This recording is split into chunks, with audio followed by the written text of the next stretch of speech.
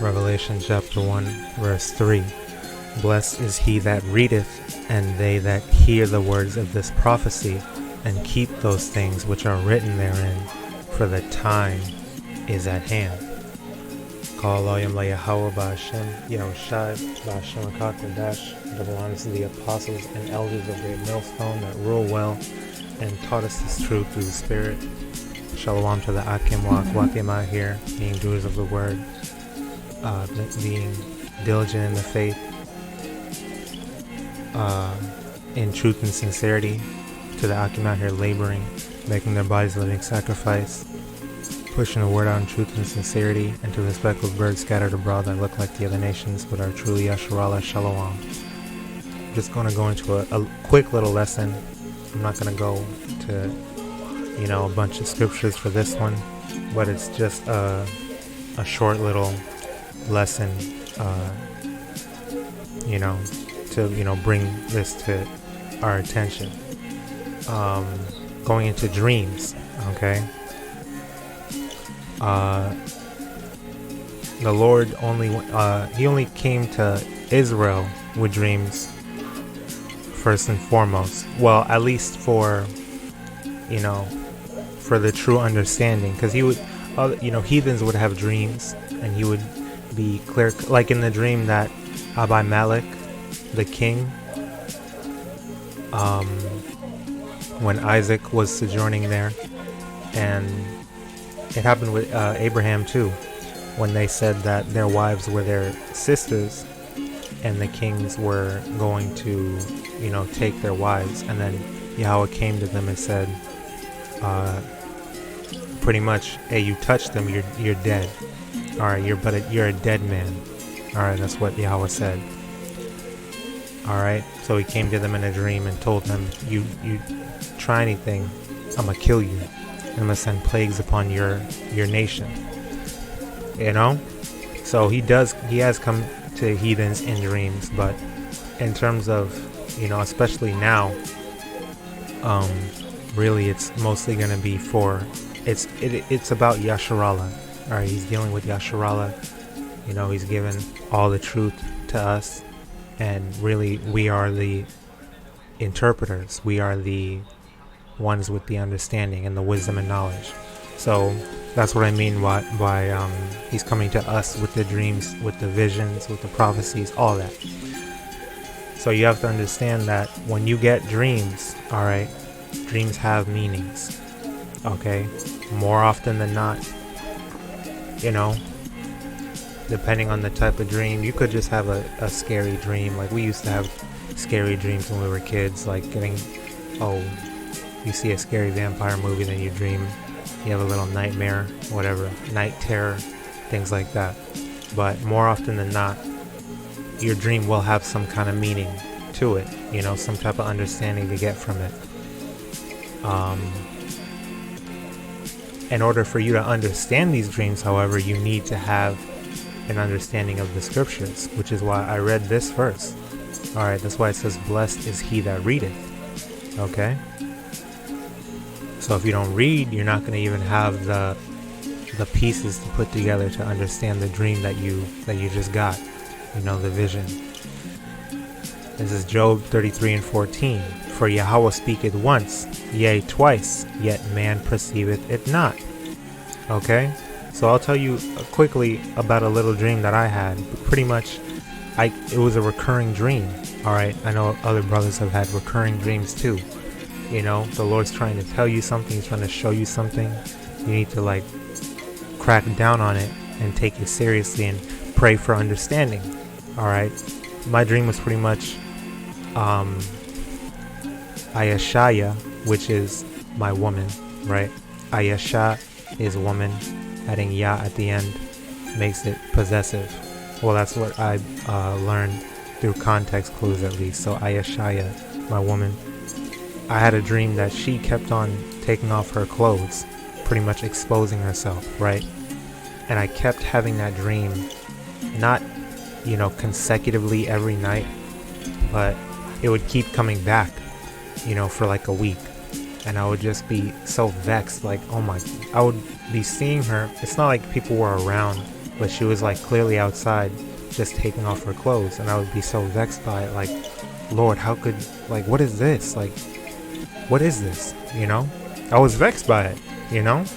Of course, you have a dream like that, you're going to be vexed. You're going to be, you know, afflicted in your spirit. I finally, you know, I kept praying for understanding. You know, I couldn't figure it out on my own. So I kept praying for understanding, right?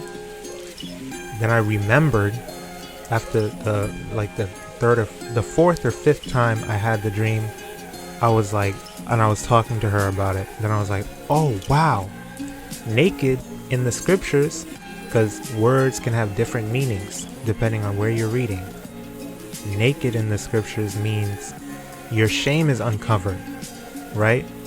This is when I was first teaching her about the truth. So we realized, hey, you know, this probably means that you are not, you know, fully taking in all the wisdom, knowledge, and understanding that you're learning about. You're not applying it to your life. You're being given a covering, you're being given clothing, but you're not holding on to it, you're not keeping it on, you're taking it off. You know, you're not taking this walk seriously. Alright? When I figured that out, when the Spirit came to me and gave me that understanding, the dream stopped. I never had a dream like that again. You know? So it's through the understanding. Sometimes, even if you have the understanding, it won't even come to you immediately. But after it was recurring, then I was like, we're going to take this seriously. Alright? You're going to listen to these lessons. We're going to read. You're going to take notes and things like that. Then the dream stopped. And finally I got the understanding and my spirit was eased. Alright? And it was beautiful. You know? So the Lord will use things like that to really get your attention. Like, hey, this is the only way I can get your attention. So I'm going to use this and make you understand and make you treat it like the urgent matter that it really is. You know? So you got to take that and you got to understand what it really means. Okay? But like it said, for Yahweh speaketh once, yea, twice, yet man perceiveth it not. So I didn't, after 3-4 times I couldn't understand it. Then on the 4th or 5th, then I finally got the understanding through the Spirit. Alright? Verse 15, in a dream, in a vision of the night, when deep sleep falleth upon men, in slumberings upon the bed. Like how Daniel got his vision of, you know, the Medo-Persian, Greco-Roman, you know, the image, the statue of different metals, different building materials. Not really building materials, but different materials, period. Different, you know, things like that. That was like that was showing him the prophecy of these kingdoms. Okay? And the Lord's gonna strike the true king, Yahawashi, is gonna strike down through the feet, because the feet were the weakest part. You know, and it'll bring the whole thing tumbling down. That was these different kingdoms, you know, that we were captive under. Yahawashi is gonna come and destroy it and set up the true kingdom of Yahweh BAHASHAM Yahawashi. Right? And the dream vexed him. He had the dream of the beast. The dream scared him, you know. It vexed him, of course. It was the scary dream. It was a alarming dream. That's how we got the understanding, you know. The Lord uses these things to give us the understanding in these dreams and these visions. Alright, when we're asleep. Alright, verse 16. Then he openeth the ears of men and sealeth their instruction. Okay? So in these dreams, if you have the eyes to see and the ears to hear, he will give you those ears to hear. Open your ears and seal your instruction, pretty much telling you what you need to do. Alright? Showing you what's going to happen, or, you know, what you need to look into. That's why we read. So we have the understanding, you know. Verse 17, that he may withdraw man from his purpose and hide pride from man. that takes away, that humbles you because you're scared, you know. It takes away your pride. Like the king, right? It took away his pride. When he told his men about the dream he had, they were all sore afraid, you know. The fear of the Lord was put in them because the Lord can do these things to you, you know. The YAHAWAH, my dream was not literal, but it might as well have been, because that's exactly what it was. That's what it was like, you know, to not apply this knowledge, especially as a woman. You're just vulnerable, you know. You're giving yourself over into the world. So it may as well be literal, you know. So this is how the Lord speaks to you. He puts that fear in you, and it gets you in order. Verse 18, he keepeth back his soul from the pit, and his life from perishing by the sword. So through this fear, he keeps you in line. He keeps you from hell. He keeps you from that second death with those nuclear warheads. He keeps you from sin. Okay, it makes you want to obey him. Okay, that's the fear of YAHAWASHI, and that's what these dreams and visions are doing for us. Okay, and you can only get that understanding by what? Reading and understanding these prophecies, these, you know, different accounts, these scriptures, the commandments, the laws, the statutes, you know.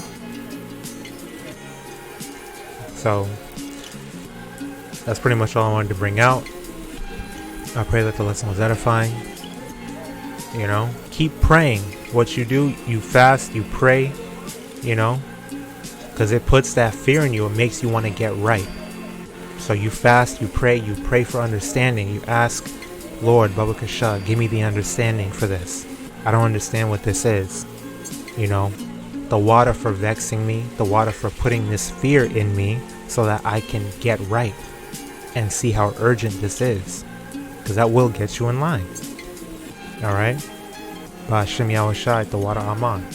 Right? Pray like that. Pray without ceasing. Constantly pray. Pray in your mind. You know, the brother GMS dedication, Khanak, he said, hey, pray in your mind. You can pray at any time.